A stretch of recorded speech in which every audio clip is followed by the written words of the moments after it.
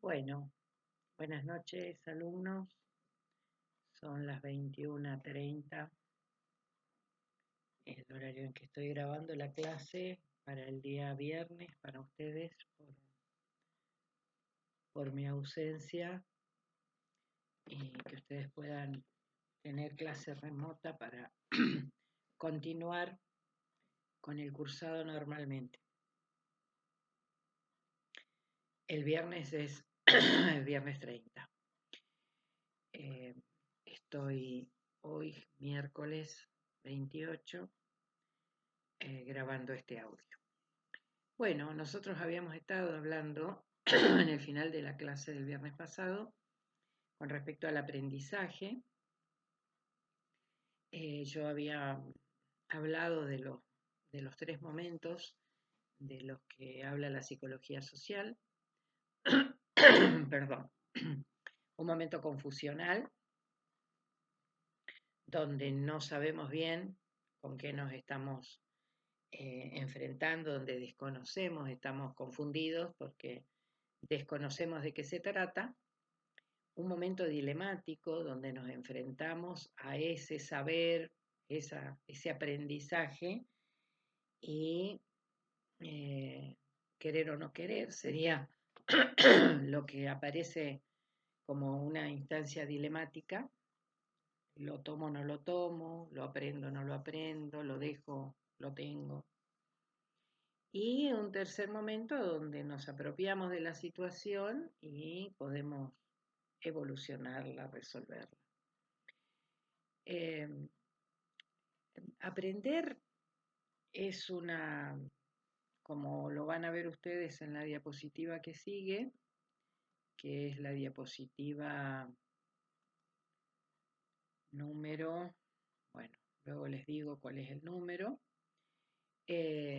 Aprender es hacer una lectura de la realidad. El aprendizaje en realidad tiene que ver con conectarnos nosotros con la realidad. Es toda una unidad entre aprender y enseñar, ¿no? De hecho, Pichon Rivière acuñó en la psicología social argentina una palabra propia de nuestra psicología social que se llama enseñaje. Hablando de esto, que en realidad todo el tiempo enseñamos, todo el tiempo aprendemos, y esto es un continuum en la vida de cada uno de nosotros. Si bien ustedes hoy aquí son alumnos y están en una postura de aprendizaje, sin ninguna duda tienen saberes que particularmente yo no los tengo ni los tendré, de los que ustedes me pueden enseñar. Por lo tanto, la propuesta desde el aprendizaje es hacer eso, una reflexión, una crítica a la vida cotidiana, que es uno de los temas de la psicología social también, crítica en el sentido de análisis, crítica en el sentido de reflexión. Es un proceso, aprender es un proceso que nos involucra como individuos y en relación con el grupo con el que estemos aprendiendo, porque tengan presente que siempre estamos aprendiendo con otros, siempre es gregaria la actividad del humano y van a ser eh, obstaculizados mis aprendizajes probablemente por, por mi formación previa. Si yo tengo, si se acuerdan cuando vimos adaptación activa y adaptación pasiva en psicología social, si yo crecí y evolucioné en un contexto de adaptación activa, mi encuentro con el aprendizaje va a ser amigable, y si yo me manejo en un contexto de adaptación pasiva, mi encuentro con el aprendizaje no va a tener la fluidez que tiene si es activo.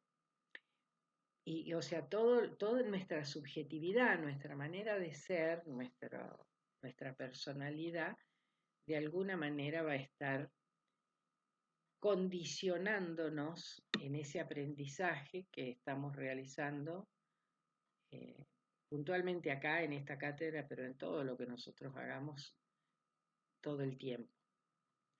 Bueno, como vimos en psicología social,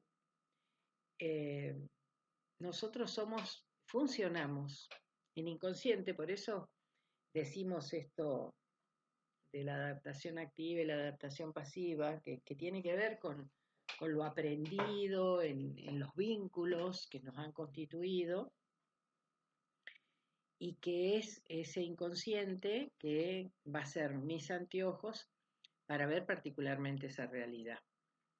Nosotros vimos, diapositiva 45, 46, hay una imagen de un iceberg, eso lo vimos en psicología social.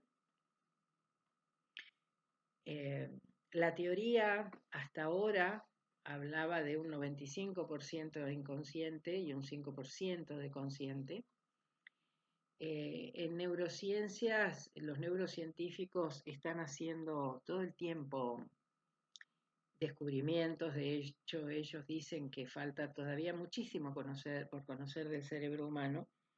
Y hoy ellos están hablando de 99.74 de mente inconsciente.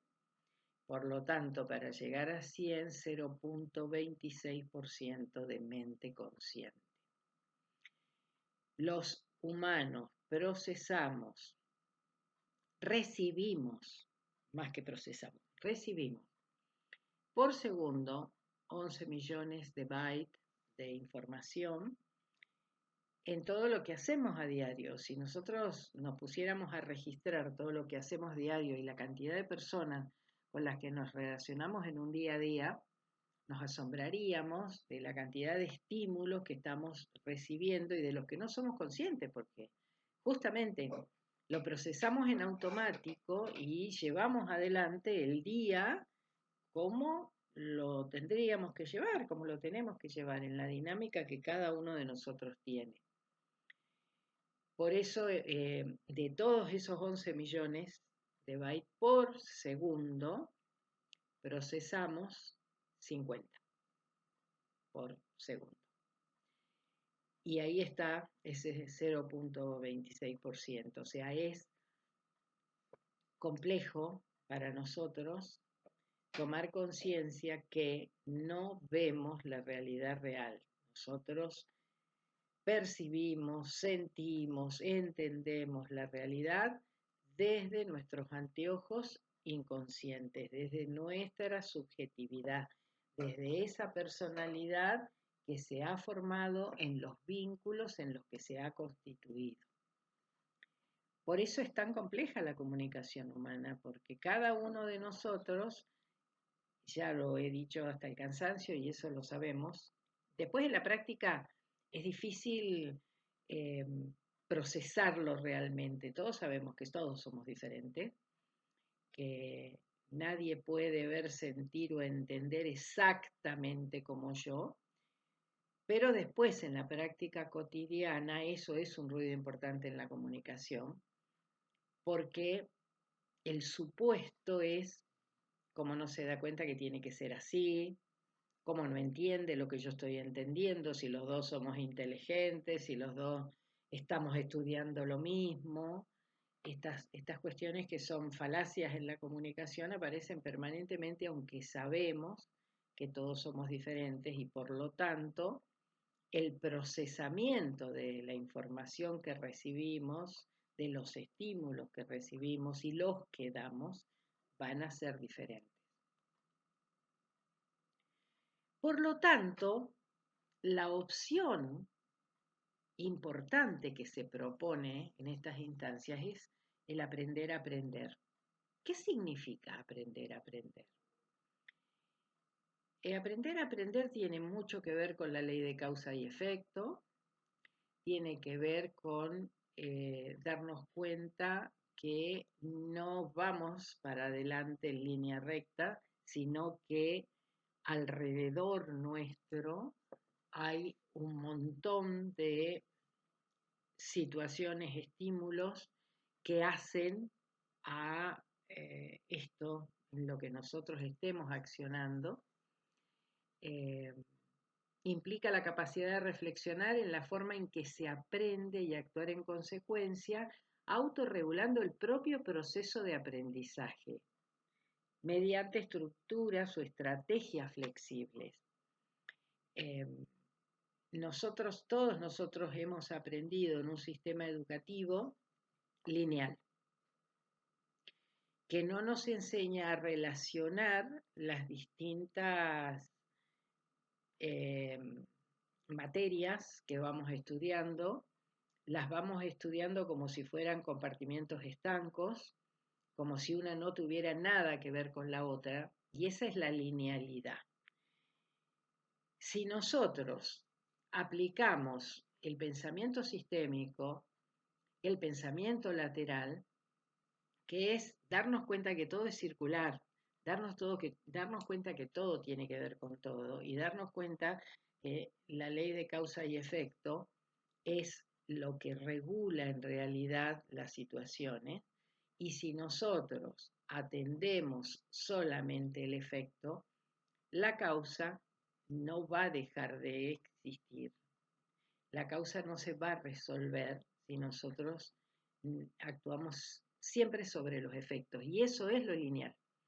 En lo lineal nosotros tenemos, yo siempre pongo el mismo ejemplo porque me parece que es fácil de entender, tenemos accidentes en una esquina de una ciudad durante mucho tiempo, ese es el efecto, y decidimos poner un semáforo en esa esquina o un lomo de burro, un reducidor de velocidad. ¿Se está trabajando la causa? ¿Cuál es la causa de los accidentes en esa esquina? O en tantos accidentes que hay a diario. ¿Cuál es la causa?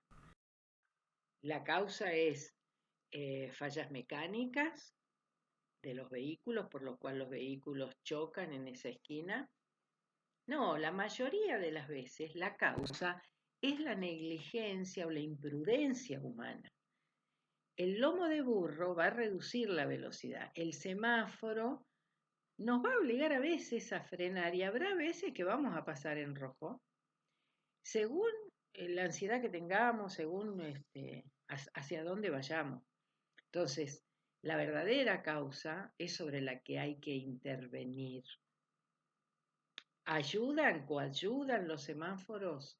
Sí, los semáforos que en Roca pusieron y que después pusieron en otras localidades que fueron tremendamente cuestionados por Vialidad Nacional porque están sobre ruta nacional, al menos en Roca nos contuvieron bastante cruzar la ruta 22, porque con el tránsito de camiones tremendo que hay hoy, a los que íbamos por las transversales y teníamos que cruzar, salvo que hubiera una rotonda, se hacía muy difícil y había muchos accidentes. Entonces ordenó bastante, después se pusieron semáforos en la entrada de Cipolletti, se pusieron en la ruta 151, sí demoran mucho, demoran casi 2 minutos, pero lo que hacen es permitir que el tránsito pesado baje la velocidad y puedan los vehículos más chicos cruzar con mayor tranquilidad. ¿Ha sido la solución de todos los problemas? No, porque a veces viene alguien muy apurado y se come al de adelante y lo que vienen de atrás también se lo comen. Sí, siguen habiendo accidentes, pero no tantos como habían antes. Por lo tanto, los accidentes siguen siendo temas humanos. En general, en un 90 y tantos %, los accidentes son temas humanos. Ir mirando el celular, estar cansado, no haber dormido, consumir alcohol, distraerse por ir hablando con otra persona, qué sé yo, no sé. Cada accidente tendrá su dinámica, pero en lo concreto es que la mayoría de las veces no son fallas mecánicas. Por lo tanto, si no se interviene sobre las causas reales, los accidentes van a seguir existiendo. Entonces, eso es el pensamiento lateral, es ver alrededor, es el pensamiento sistémico. El pensamiento sistémico habla de holismo, habla de estructura, habla de la relación entre las partes, la relación que tiene una estructura y que la falla de una de esas piezas de la estructura conlleva que la estructura se desajuste. Doy el ejemplo del sistema más perfecto que tenemos, que es el cuerpo humano. El cuerpo humano es un sistema perfecto, con un comando en el cerebro. Hoy descubriendo que hay un importante cerebro en el intestino, que hay un importante cerebro en el corazón, que muchos de los funcionamientos intestinales no saludables generan temas mentales, que los sentimientos en el corazón generan enfermedades, aquellas situaciones que no podamos resolver o que no le demos el canal de resolución que se debería dar. Entonces, todo eso forma parte de lo sistémico. Si nosotros tenemos fallas intestinales o nuestro intestino no funciona adecuadamente, esa parte de la estructura que está desajustada va a estar afectando a otra parte de la estructura. O sea, el pensamiento sistémico trabaja con la ley de causa y efecto y trabaja con la concepción de estructura.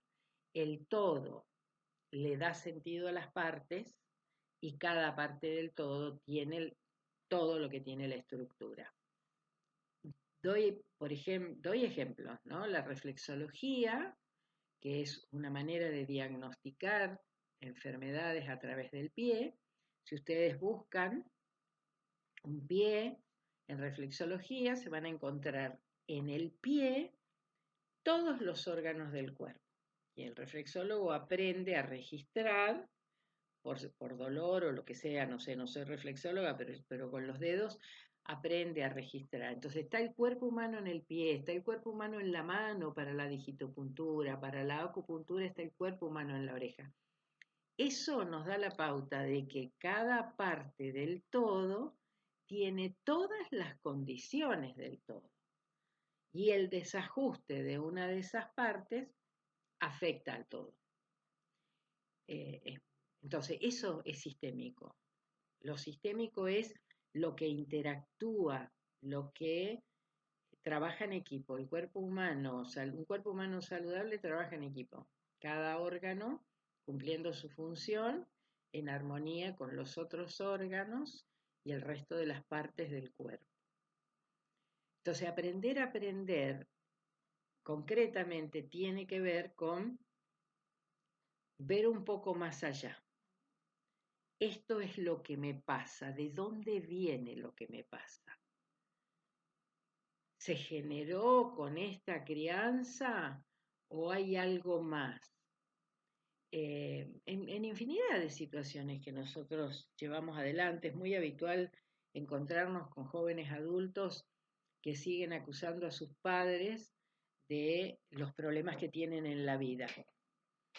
Y los padres hicieron lo que pudieron, se equivocaron, o sea, los que somos padres sabemos, la mayoría al menos, que hacemos lo mejor que creemos que es importante para nuestros hijos en ese momento.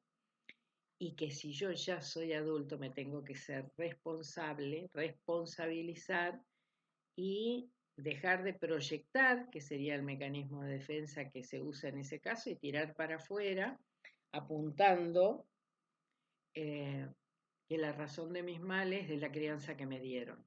Yo tengo posibilidad de modificar eso. Lo sistémico, lo lateral, sería qué camino tengo que hacer para no repetir esta historia, qué camino tengo que hacer para resolver esta situación dejando de mirar para afuera, mirando para adentro, ¿no? Todo eso tiene que ver con el aprender a aprender. Y después, en la diapositiva 48, ustedes van a tener un gráfico, la pirámide de aprendizaje de Edgar Dale, que manifiesta esta teoría tiene más de 40 años, la de Edgar Taylor, no es nueva. Eh, si nosotros solamente escuchamos y no tomamos nota, nos va a quedar como registro después de esa clase el 5%. Si queda. Por ahí alguna cosa que me interesó más o alguna cosa que me resonó más. Si tengo que leer, me va a quedar un 10%. Si impactamos con imágenes visuales, puedo llegar a tener un 20%. Y si hago algún tipo de retroalimentación, puede ser que me quede un 30%. Eso, si ustedes miran esta diapositiva, al costado, el costado izquierdo, dice actividad pasiva, una parte que está en verde, amarillo y naranja y rojo, y actividad activa, la parte más ancha de esa pirámide. Si tenemos una conversación y podemos llegar a discutir, a interactuar, cambiando opiniones, podemos llegar a retener el 50%. Si llevamos adelante una práctica, el 75%. Y si nosotros decimos y hacemos, mostrándole a otros también esto del enseñaje del que habla Pichon Rivière, podemos llegar a tener el 90% del saber necesario de lo que estemos en ese momento aprendiendo. Entonces, lo concreto es que la actividad participativa, el yo hacer, si se acuerdan de las áreas de la conducta, el área 1 que era el área de pensar, el área 2 que era el área de sentir, el área 3 que era el área de hacer, desde pensar y sentir no se concreta nada y no hay aprendizaje posible hasta que no hagamos esto que yo siempre les digo a ustedes de poner inyecciones, ¿no? Que ustedes van a hacer, van a tener un excelente aprendizaje en aplicar inyecciones después que lleven puestas un montón de inyecciones. La teoría la tienen, pero hasta que no hagan la práctica concreta, verdaderamente no va a haber aprendizaje. Va a haber entendimiento mientras sé la teoría. Estoy entendiendo de lo que se trata, entiendo cómo se hace, pero la comprensión no va a estar hasta que yo no haga. Y eso es así. Los niños pequeños aprenden que es tuto y que no hay que acercar la mano al calefactor porque seguramente algún adulto le ha mostrado que ahí está más caliente. O sea, todo lo aprendemos haciendo.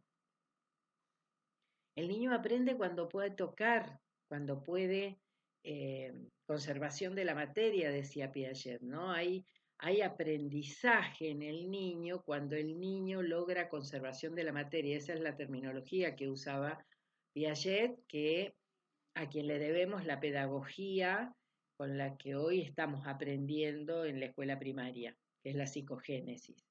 Él decía, el niño no va a aprender hasta que no toque, hasta que no pueda tactar de lo que se trata. Bueno, con lo teórico pasa lo mismo. Vieron que yo siempre pongo ejemplos, yo siempre eh, tengo, lamentablemente a veces, o no sé si es lamentable, pero muchas veces el ejemplo que me aparece más cercano es de algo que me pasó a mí, eh, pero trato de encontrar ejemplos que tengan que ver con la realidad para ir conectando el tema del que voy hablando y que se pueda tomar conciencia de eso en el ejemplo. Hasta que no tocamos, hasta que no lo vivenciamos, hasta que no lo hacemos, no hay aprendizaje concreto, comprensión. Y en la comprensión, ¿qué es lo que pasa? Se iluminan conexiones neuronales. Cuando yo comprendo algo, como andar en bicicleta, una vez que aprendí a andar en bicicleta, aunque pasen años, me voy a subir a una bicicleta y voy a saber cómo se anda en bicicleta. Bueno, con todo es así. cuando pasó a formar parte de mi esquema mental, va a quedar guardado hasta que yo lo necesite. En ese reservorio que es el hipocampo, va a estar guardada esa información. En esos 11 millones de bytes que procesamos por segundo, le preguntan en la entrevista que yo leí al neurocientífico si esa información se pierde, si nosotros solamente nos quedamos con 50 bytes de 11 millones que pasan y pasan y pasan y pasan, él dice que se almacenan y los vamos a buscar cuando los necesitemos. Cuando haga falta vamos a hacer clic, archivo abrir, y ahí va a aparecer la información. No se pierde nada. Queda compilada en ese mecanismo, ese órgano fantástico que es nuestro cerebro. Bueno, nosotros cuando percibimos la realidad, filtramos. Y filtramos desde nuestro inconsciente, claramente. Toda percepción que el humano haga es a través de sus sentidos. Acá estaría la Gestalt, como la corriente psicológica que se ocupa de la teoría de la forma, esta interpretación que hacemos cada uno de nosotros cuando vemos una nube en el cielo. Somos 3 o 4 o 2 mirando y no le vamos a dar la misma forma a la nube que veamos. Entonces todos nosotros connotamos la realidad, aprendemos, tomamos la realidad a través de nuestros sentidos. Vista, oído, gusto, tacto, olor. Y por lo tanto, estoy filtrando a través de eso. Puedo filtrar a través de factores genéticos. Entonces, mis factores genéticos, soy muy pasivo, soy muy ansioso. Acá podríamos relacionarlo esto con las teorías de temperamento, si se acuerdan, de psicología social. Soy sanguíneo, soy colérico, soy melancólico, soy flemático. Eso marca distintos estilos de reacción, la preeminencia de ese fluido hace que cada uno de nosotros tenga una característica que lo distingue más. Después, los fluidos están los 4, algo de cada uno de los temperamentos vamos a tener en mayor o menor medida, pero eso por ahí sería filtrar a través de los factores genéticos. Un melancólico no filtra como un colérico, ni como un sanguíneo, ni como un flemático. El flemático se toma mucho tiempo, le cuesta mucho decidir, el melancólico se queda en las ideas, el colérico probablemente en la queja y en la acción es sanguíneo. El sanguíneo te dice por ahí lo que piensa. El colérico te lo dice a lo mejor sarcásticamente. El flemático no te dice nada. Y no sé qué puede decir el melancólico. Por ahí hace alguna acotación medio etérea, tristona, no sé, algo, o simplemente una mirada a lo lejos. El estado fisiológico. Nosotros somos seres con un funcionamiento innato. Y nuestra fisiología nos lleva a tener hambre, tener sed, necesitar dormir, necesitar el sexo, necesitar todas estas funciones que son instintivas. ¿Qué pasa si yo, cuando estoy estableciendo una comunicación, tengo ganas de ir al baño? Urgencia de ir al baño. ¿Puedo prestar atención a esa comunicación plenamente si tengo una urgencia? Lo mismo si tengo frío, si tengo calor, si estoy en un ambiente muy cerrado, si estoy en un ambiente muy abierto, si tengo sueño, tengo hambre. los estados fisiológicos, siempre que vayamos a tener una comunicación y que necesitemos que sea una comunicación importante, debemos considerar eso, que haber ido al baño para estar mejor conectados, no estar con hambre, tener, si es cerca del horario de la comida y tengo hambre, mi organismo solo me pide resolver esa necesidad. El estado emocional, si yo me tomo las cosas a pecho, si yo me siento criticado, digo siento, fíjense que digo siento, no necesariamente es que a lo mejor me critiquen, pero con que yo sienta que me están criticando, para mí me están criticando. Si estoy tenso, si estoy ansioso, si estoy tranquilo. Y con respecto a lo fisiológico y lo emocional, por ejemplo, está súper comprobado que hay comidas que por ahí nos caen mal, ¿no? Yo no tengo que comer esto porque me cae mal, pero si yo eso que estoy comiendo lo tomo en un estado emocional tranquilo, no me va a caer mal. Si lo tomo en un estado emocional de enojo, me va a caer mal. Entonces, bueno, ahí van de la mano el tema de la comida. Si comí porque tenía hambre y no me podía conectar porque me estaban faltando azúcares, y eso me cayó re mal porque me lo tragué, es porque estaba en un estado emocional. Por ahí mejor hubiera sido pedir 5 minutos y masticar tranquilo, no sé. Patrones acostumbrados de pensamiento. Eh, ¿Se acuerdan cuando hablamos de la generalización? Ese es un patrón acostumbrado de pensamiento. Meter a todos en la misma bolsa. Decir acá en este lugar todos son, todos los alumnos de eso. Porque es más fácil generalizar y resguardarse en ese patrón que decir fulano mengano es o son. Más vale pájaro en mano que 100 volando. Más vale conocido que bueno por conocer, son patrones de pensamiento puestos en la resistencia al cambio. Nosotros en psicología social, yo estoy tratando de recordar, vimos los universales que la psicología social menciona como resistencia al cambio.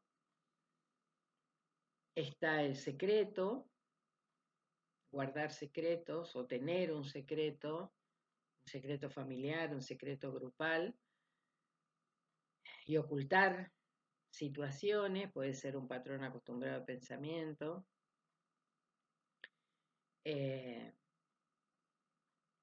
Los roles inconscientes pueden ser patrones acostumbrados de pensamiento, siempre cargar lo negativo en la misma persona o asociar la persona con algo. A ver, les cuento un ejemplo. Que yo trabajo con muchos ingenieros agrónomos, llevo mucho tiempo haciendo trabajo con ellos y en el rubro hay ya muchas mujeres, muchísimas. Yo casi diría por los contactos que yo tengo que hay casi tantas mujeres como varones cuando era hasta hace 3 décadas un mundo de hombres. Y hay ingenieras que no pueden entrar a algunos campos porque los dueños de los campos dicen con mujeres no. Si va a venir una mujer, que no venga nadie. Y eso lo cuentan ingenieras que conozco, ¿no? Que se encuentran con esa situación, que el patrón acostumbrado de pensamiento de ese dueño de ese campo o de esa chacra o de lo que sea, lo que sea que tiene como un lugar para el asesoramiento de un ingeniero agrónomo, él sigue pensando que ese es un mundo de mujeres, de varones, y por lo tanto con mujeres no hablo. Y así como eso, hay infinidad de cosas. que yo con la tecnología no, yo no tengo redes, yo no tengo mail, yo no tengo WhatsApp. Hoy es insólito pensar que alguien no tenga esos caminos de comunicación, porque hoy ya hasta todo está digitalizado, pero hay gente que sigue pensando que eso no está bien y que no quiere hacer el cambio y por lo tanto se desconecta de la realidad, se desconecta del sistema, sería, ¿no? Bueno, me encantaría que por ahí pudiéramos trabajar, yo lo voy a anotar para cuando volvamos a vernos, de trabajar con ustedes, qué cosas se les ocurre a ustedes que pueden ser patrones acostumbrados de pensamiento, lo que ustedes hacen, porque la enfermería también hay como una cuestión cultural, eh, aún en muchos lugares, eh, que la enfermería es un satélite del médico y que la profesión en sí misma eh, no tiene la valoración que debe tener, porque el médico es el que manda. Y yo siempre les digo esto a ustedes, sin enfermeros no hay salud, para que los enfermeros que son, y dicho por muchísimos enfermeros, los que han dado pie a que haya ese pensamiento, que son inferiores en esos escalafones. Y no son inferiores, están al mismo nivel, porque el médico no sabe hacer tareas de enfermería.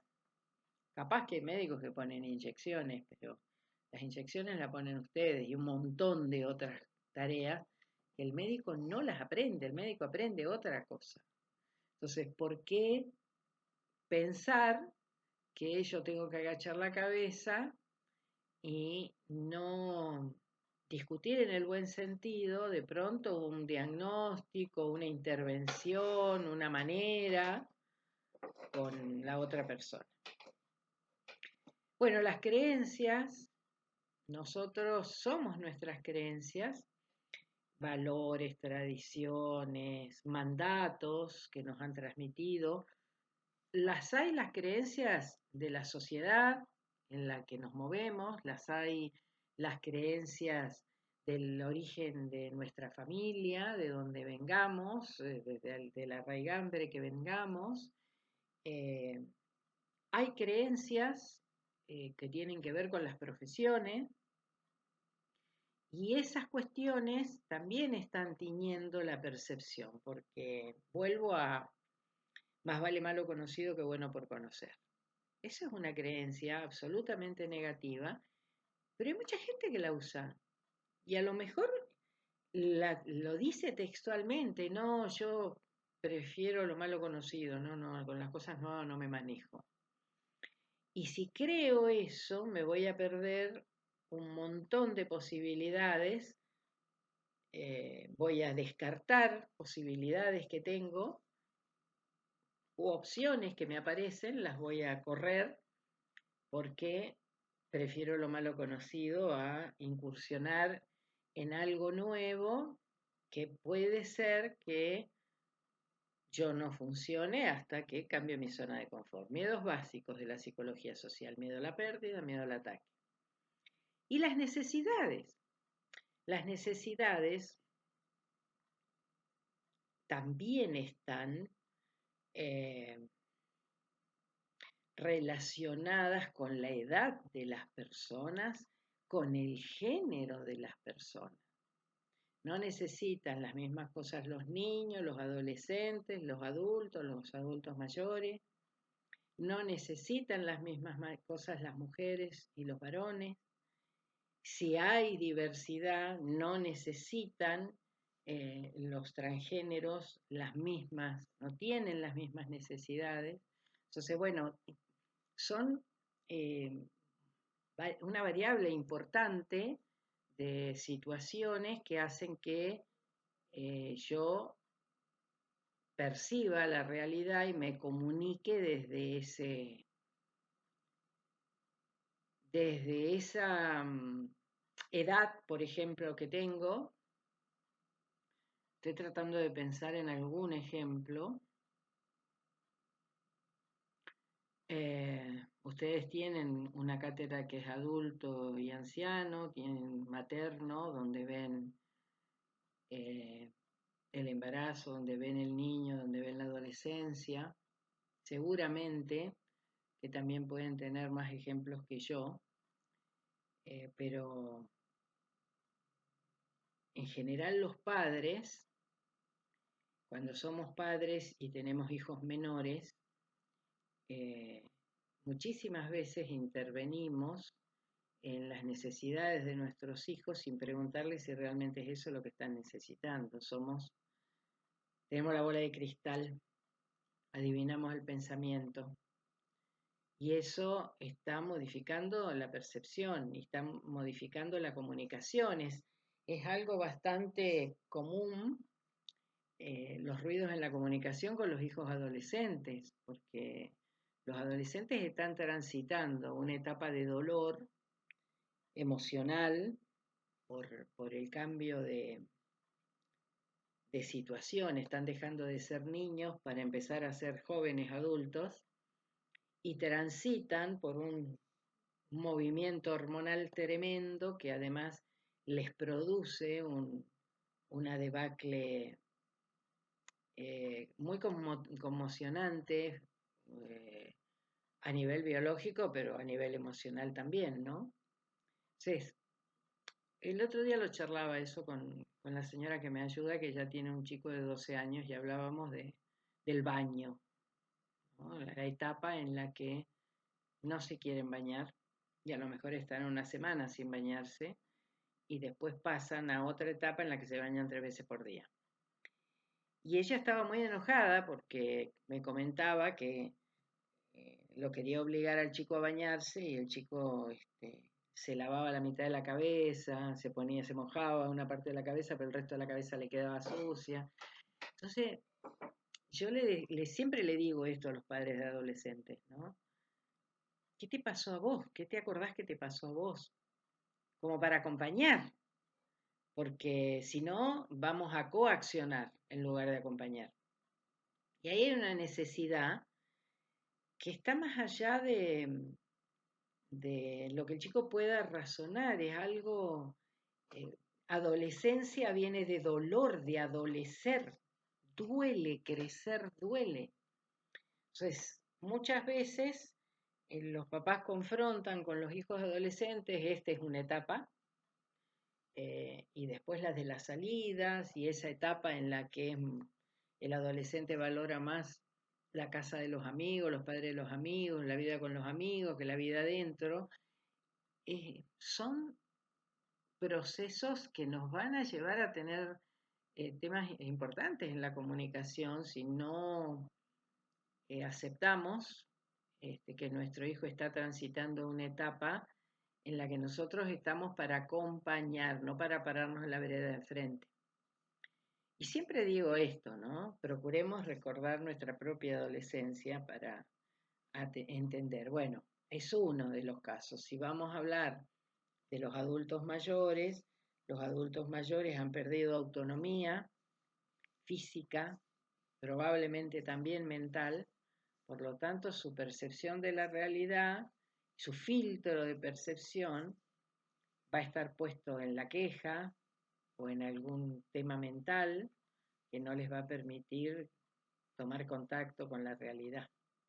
Bueno, podríamos hablar un montón al respecto. Eh, Acá está puesto un test que a mí me parece, no me acuerdo si lo hicimos en psicología social, no lo recuerdo. Creería que sí. Lo podríamos volver a hacer y si no lo pasamos. Eh, Esto que yo lo tengo desde hace muchísimo tiempo, ¿no? Y que tiene que ver concretamente con la comunicación. No siempre escuchamos, no siempre comprendemos lo que escuchamos y lo que no comprendemos no lo aceptamos, ¿no? Esto que a mí me gusta repetirla, la tengo esta diapositiva hace años en las distintas clases, que hace ya 30 años que doy clase y hubo una época en que no había el power de las computadoras, habían filminas con retroproyectores, bueno, la tengo desde hace muchísimos años porque me parece que eso como una síntesis, ¿no? Lo que nos cuesta escuchar y por qué nos cuesta escuchar. Nos cuesta escuchar porque eh, somos diferentes y lo que el otro a lo mejor está diciendo no me resuena porque no tiene que ver con mi manera de ser y por lo tanto al no comprender eh, no aceptamos. Vuelvo al ejemplo de los adolescentes, vuelvo al ejemplo de los adultos mayores, lo que cuesta como hijo aceptar la decrepitud del padre o la madre o de ambos, ¿no?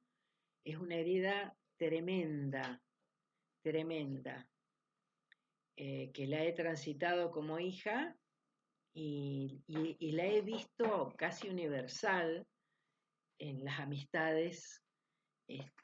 Yo tengo una amiga que todavía tiene mamá, su mamá tiene 87 años y yo le escucho, yo discuto mucho con ella ese tema porque ella exige de su mamá de 87 años respuestas que daría una mujer de 60. Entonces le digo, no dimensionás la edad de tu mamá. Tu mamá no puede pensar como vos. Tu mamá tiene 87 años, es un adulto mayor.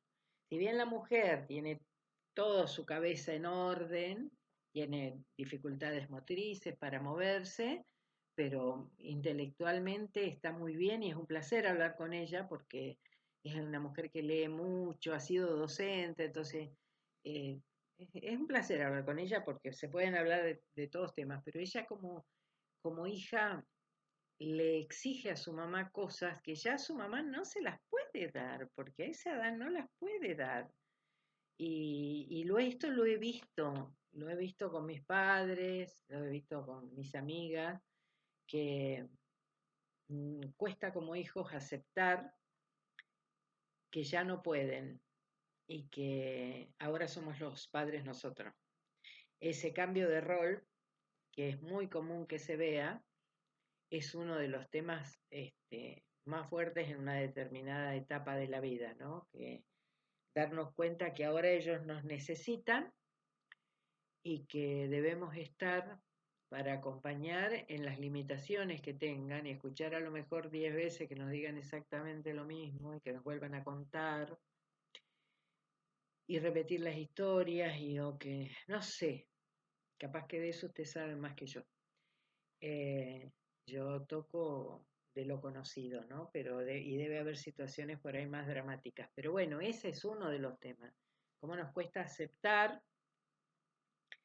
que el otro es diferente, por lo tanto, muchas veces dejamos de lado, pasamos de largo, porque hay una situación que no comprendemos y como no la comprendemos, eh, iba a decir una frase que no, ahora no, se me cruzó y ahora se me fue, que tiene que ver con eso, ¿no? Que es lo que, bueno, se me fue. Lo concreto es que el núcleo de cualquier situación, al decir de mi gran maestro Mario Alonso Puig, es la aceptación. Todo lo que no aceptemos como una realidad de nuestra vida, de la vida del otro, va a ser difícil que lo comprendamos.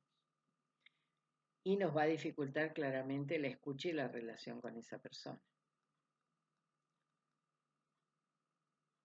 Bueno, acá hay un tip, estamos en la diapositiva 52 del Power, eh, un tips para conversaciones. Es un esquema que se llama AIDA, es una de tantos tips, pero que me parece que es sencillo aplicarlo, llevarlo adelante.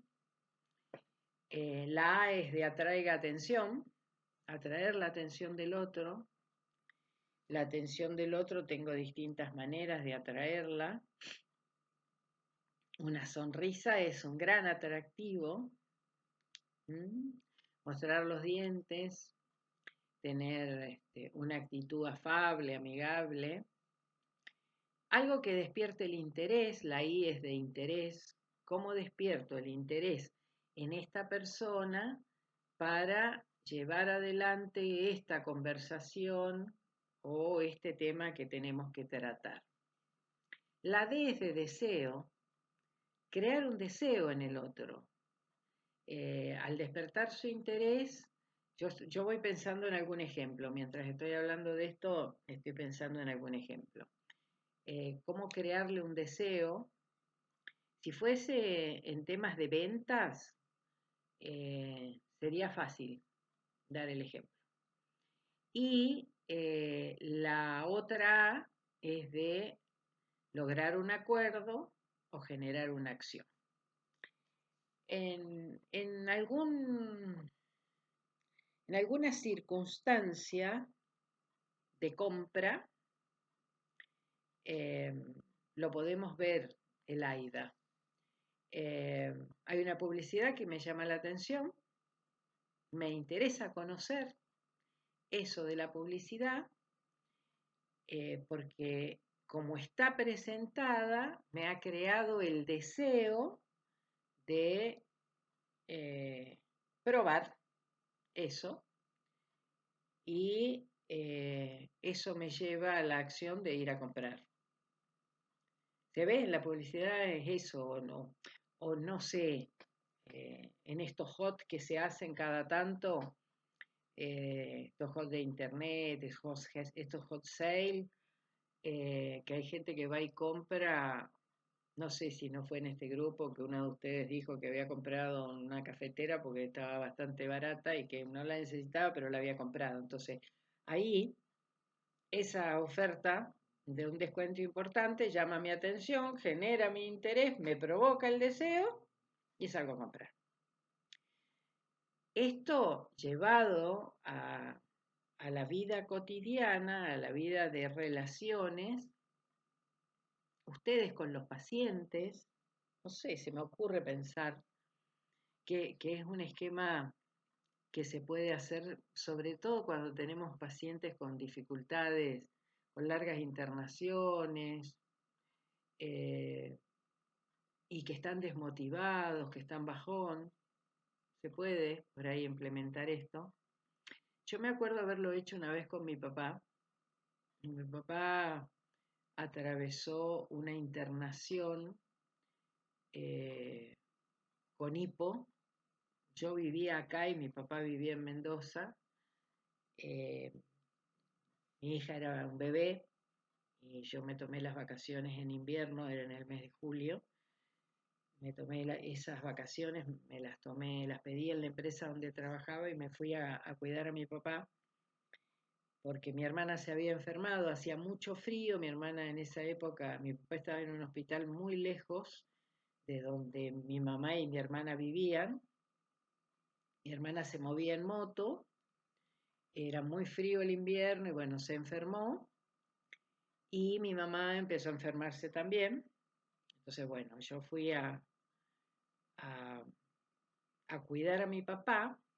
Mi papá llevaba 2 días con hipo, era un hombre muy bueno, no se quejaba nunca mi viejo,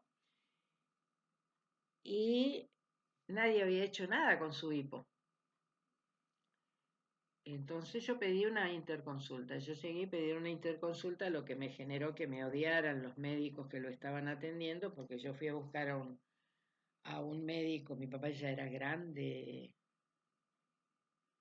tendría 80 años por ahí, eh, un, un gerontólogo. Fui a buscar un gerontólogo, pedí una interconsulta con un gerontólogo que al mediodía de haberlo visto le había cortado el hipo. Pero mi viejo llevaba 2 días con hipo no podía dormir. Y yo me acuerdo que él estaba sin afeitar, estaba desasiado, abandonado. Yo me acuerdo que, bueno, le propuse afeitarlo y llevé un diario. Porque yo sé que a mi papá le gustaba mucho leer, entonces llevé un diario y mientras estaba con hipo todavía, después de haberlo aseado, empecé a contarles cosas que veía en el diario para distraerlo. Eh, Después que le cortan el hipo, le hacen una placa radiográfica y dicen que tiene tuberculosis. Y lo aíslan. Lo ponen en una habitación solo. Lo que tenía era una neumonía caballuna. Pero bueno, el primer diagnóstico es tuberculosis, debe ser aislado porque es contagioso. Y bueno, era un estado de depresión tremenda. Y bueno, yo me acuerdo que dormía en un banco de madera al lado de su cama y llevaba todo el tiempo cosas para leer. Entonces hacía esto, ¿no? Buscaba las cosas que yo sabía, las cosas que a él le gustaban, que lo que era más, trataba de mantenerlo interesado, sacándolo de, del foco de la situación que estaba atravesando. El jadeo en los embarazos, en el periodo dilatante, el jadeo es un distractor. En las terapias sexuales lo que aplicamos es distraer al distractor, que se aplica de alguna manera esto, ¿no? Darle a la persona en la consulta de lo que de la disfunción que tenga, darle tareas a hacer que van a sacar de foco la disfunción y se llama distraer al distractor. Bueno, creo que les he dado bastantes ejemplos del AIDA este. No pensé dar tantos ejemplos.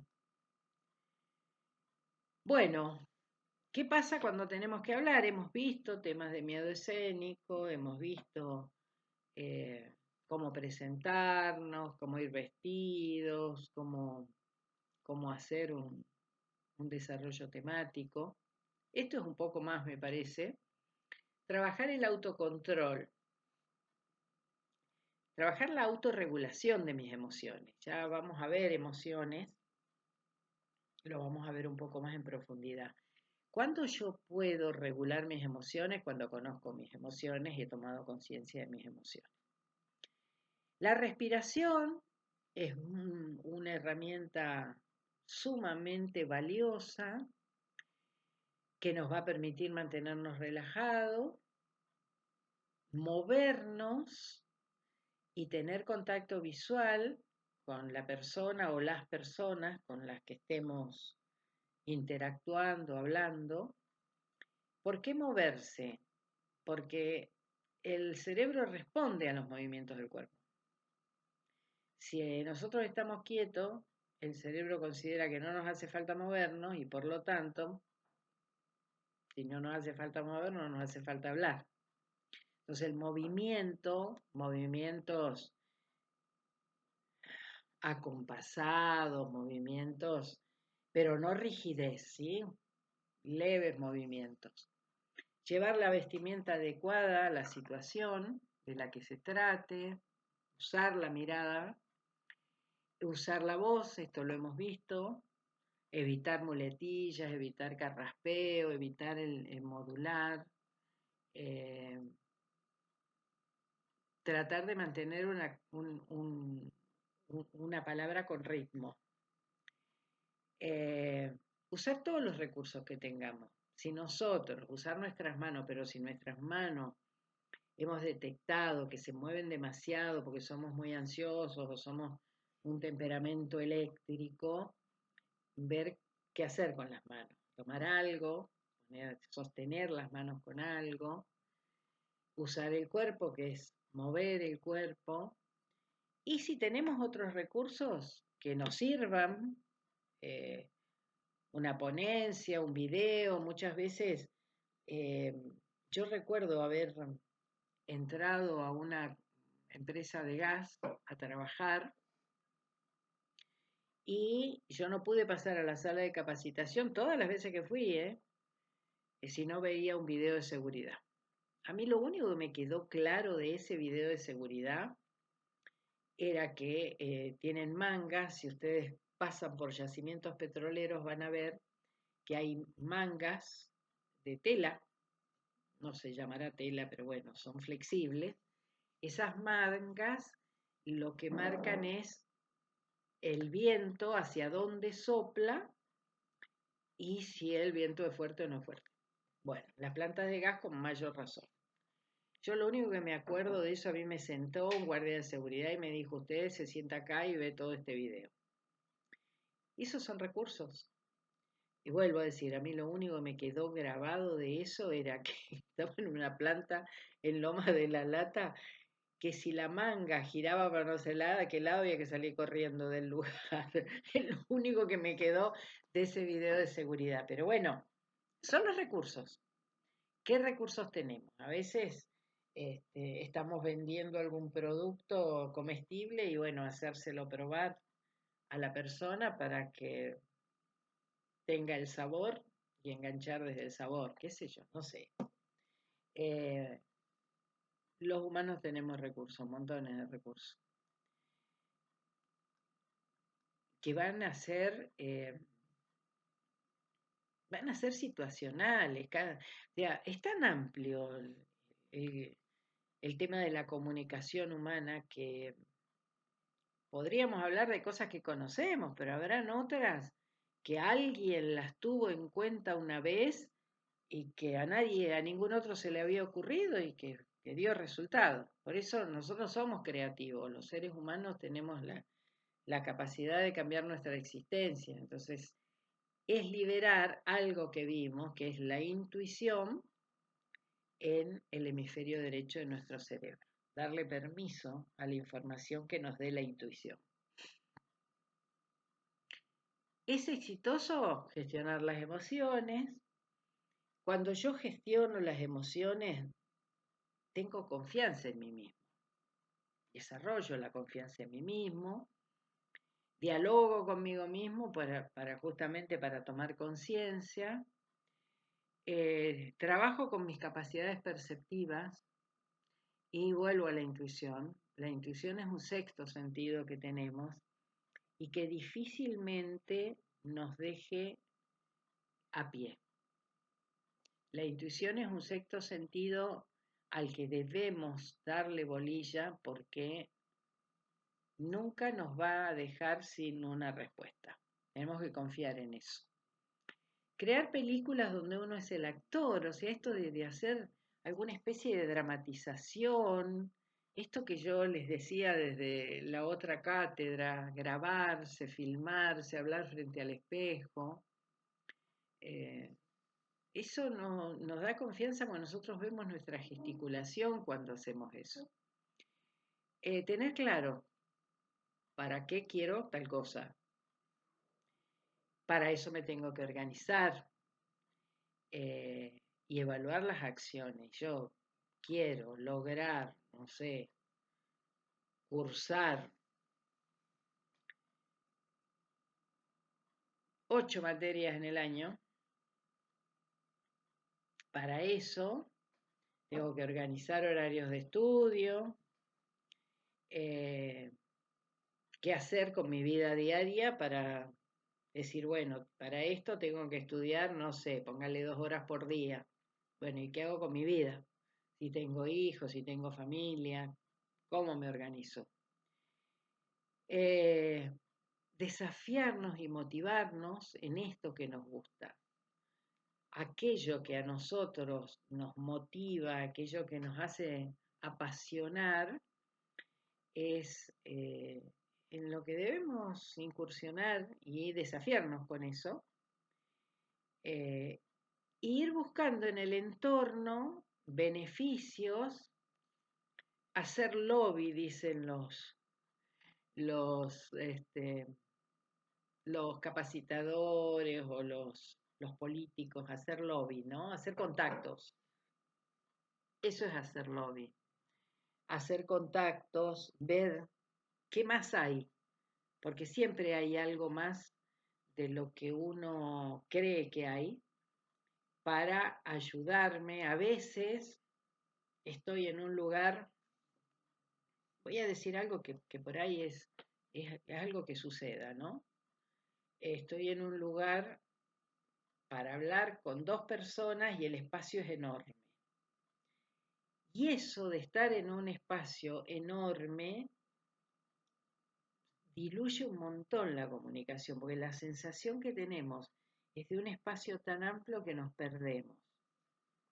Si el lugar fuera muy chico, nos sentiríamos aprisionados. Entonces, para situaciones así de contacto, el entorno tiene que ser apropiado. Y bueno, a veces se puede hacer algo, se puede achicar el entorno si es grande, y si nos movemos a ese rincón y trabajamos en ese rincón, hacemos un círculo con las sillas que tenemos, y si no podemos ir a un espacio más chico, eh, o buscar, no sé, se me ocurre pensar en cosas que yo hago, ¿no? Buscar un espacio que tenga luz natural. A veces tenemos al alcance de la mano cosas que nos permitirían ambientar el lugar donde estamos. Por ahí puede haber una planta y ponerla cerca, una mesa con unas flores, pasé y había flores, saqué unas flores, qué sé yo, no sé. Eso de organizar el espacio con lo que tengo al alcance de la mano puede ayudar muchísimo. Me ayuda a mí y ayuda a las personas con las que yo estoy interactuando. Bueno,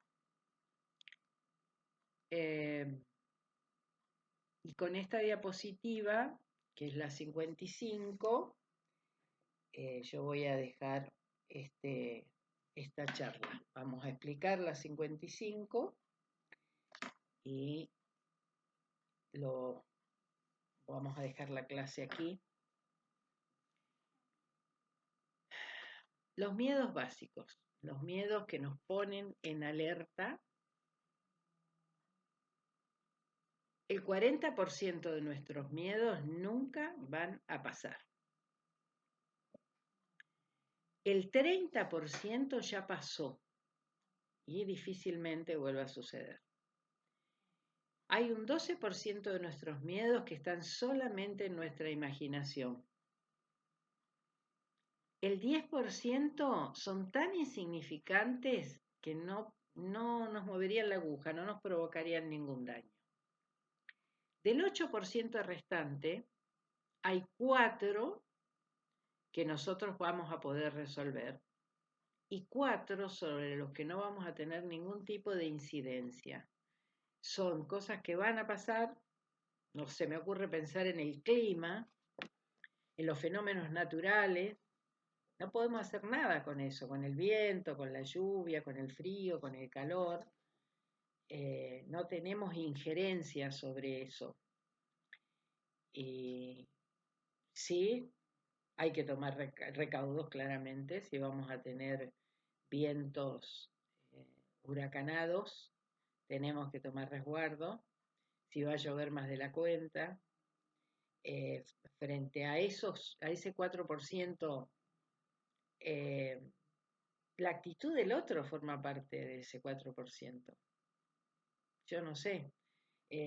Ayer en la clase con los chicos en Roca, uno de los chicos trajo un tema muy interesante. ¿Qué hacer si tengo una persona que tiene brote psicótico por consumo? Eso es algo que a lo mejor yo no lo puedo resolver, porque yo no sé esa persona a dónde puede llegar en su brote psicótico. Entonces puede estar en ese 4%. En general el otro está en ese 4%. En esto, que es una falacia humana, que el otro se dé cuenta, el otro sea como yo necesito que sea, está entre lo que no podemos resolver. No podemos hacer nada con el otro que el otro no quiere hacer por él mismo. Y estaría ahí. Entonces, bueno, los miedos, el miedo es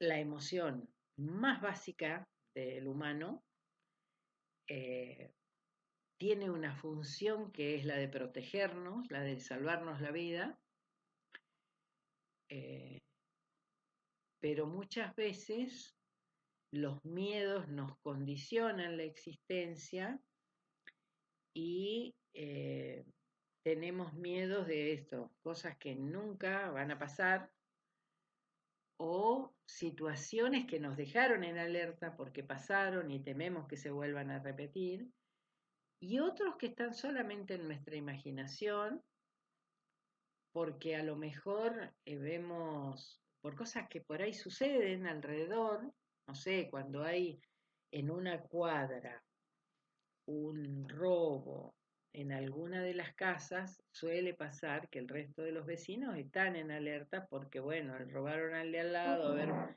este, pueden ser imaginarios eh, o a lo mejor nunca va a pasar. Lo más probable es que nunca pase. Bueno, chicos, espero que transiten bien este viernes 30 con, con esta clase. Si tienen dudas, que anoten sus dudas. Yo ya me agendé charlar con ustedes esto de los patrones acostumbrados de pensamiento, a ver si qué cosas aparecen del relato de ustedes y nos volvemos a encontrar el primer viernes de septiembre, que va a ser el 6 de septiembre para la próxima clase. Muchísimas gracias. Buen día viernes para todos y buen fin de semana.